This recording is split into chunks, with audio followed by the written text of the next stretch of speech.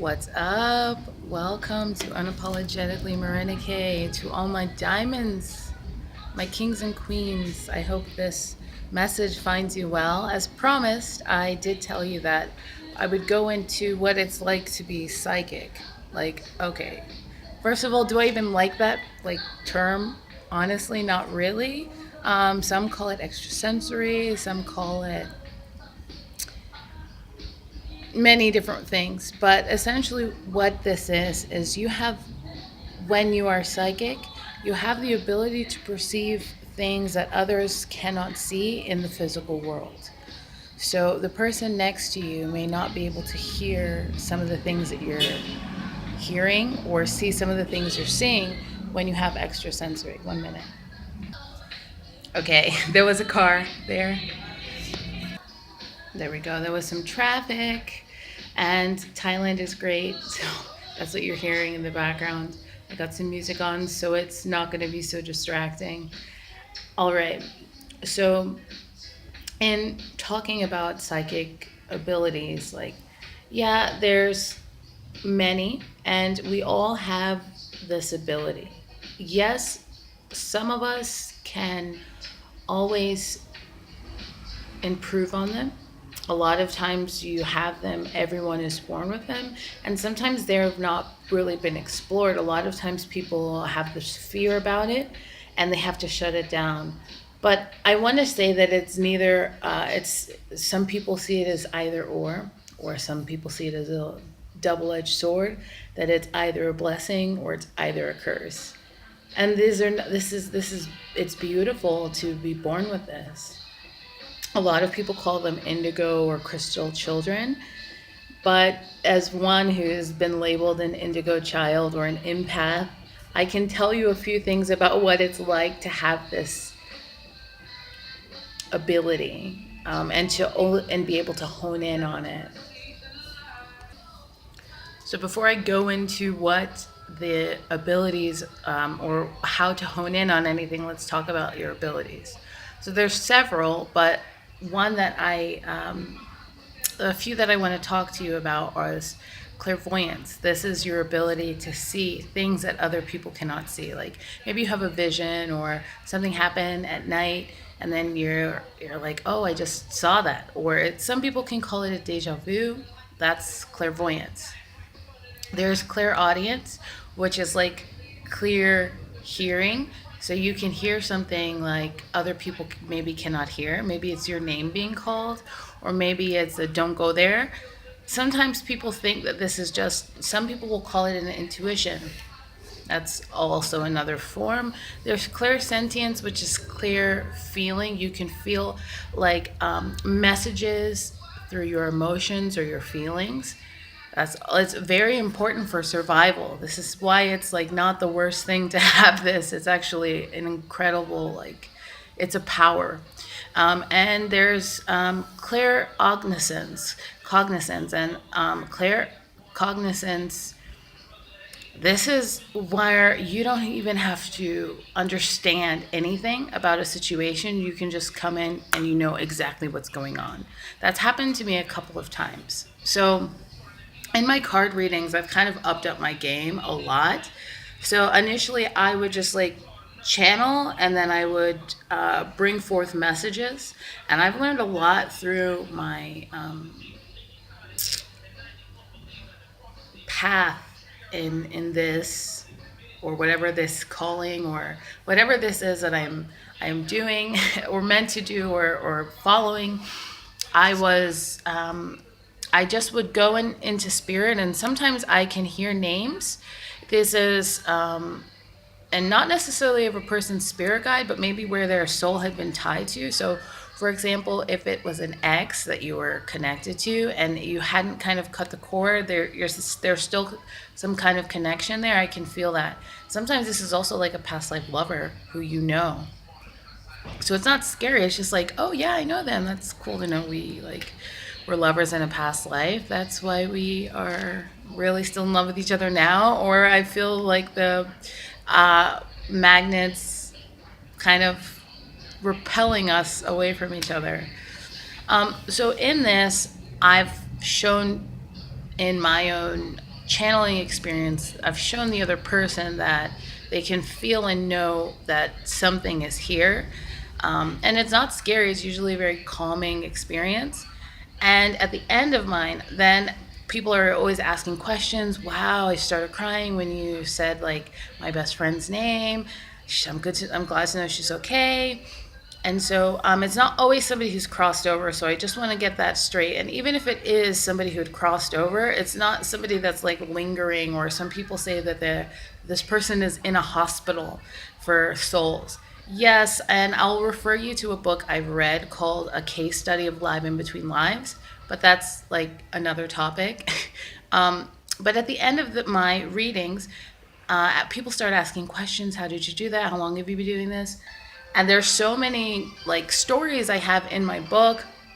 I have had all of these experiences, and are not ones that I can necessarily like recall at any moment, but these are ones that I have experienced. But one that medium that I choose to work through is clairvoyance. And so really going through many different like channels to be able to call on this when I want it to. In my book, I talk about my first experience traveling through Ghana and going through the enslavement castles and hearing things. I had clairaudience. I was hearing women scream.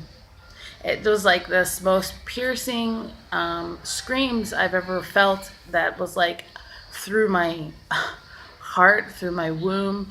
And I've never heard a woman scream like that. And then I started seeing visions. I saw ships, and I saw ships with like white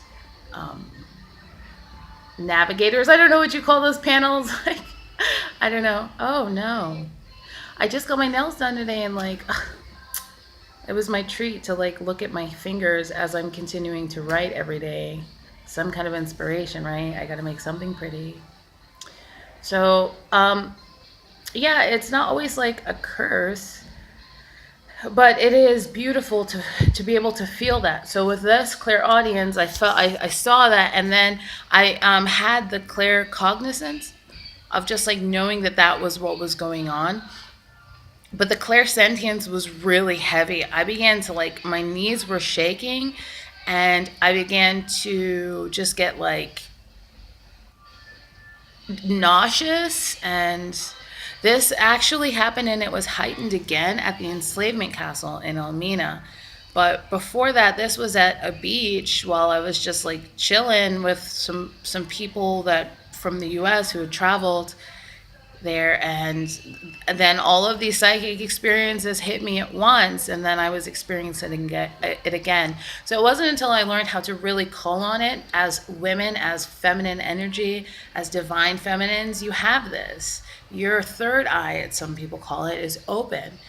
And so for men, divine masculines, you have this as well. It's not anything to run from, but it is important that you like try to hone in on it and do the best you can to help yourself and others. So at the end of my card readings, I would go to different like schools just to kind of see what they were about. Was the energy good?